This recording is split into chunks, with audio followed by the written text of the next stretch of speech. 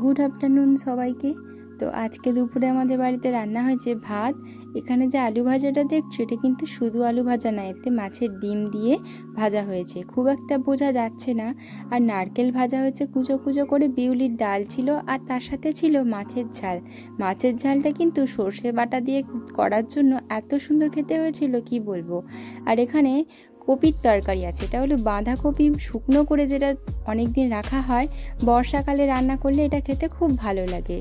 আর বিকালবেলা মা এখানে নাড়ুর পুরটা করে দিয়েছিল, আমি নাড়ুগুলো বিকেলে বসে বসে পাকিয়েছি। তো এই দেখো কত সুন্দর দেখতে হয়েছে সবগুলো, আর একটা থালাতে সব ধরেও গেছে। এই এই যে সাদা সাদাগুলো দেখছো, এগুলো তিল দিয়ে করা। তিলটাকে হালকা গরম আঁচেতে ভেজে নিয়ে আর তার সাথে পুরের সাথে মেখে নিয়ে কয়েকটা করেছি তিলের নাড়ু, খেতে কিন্তু খুব সুন্দর লাগে। আর রাত্রে হয়েছিল লুচি আর আলুর দম। তো আজকের দিনটা খুব ভালো কাটলো। চলো আজকের মতো টাটা।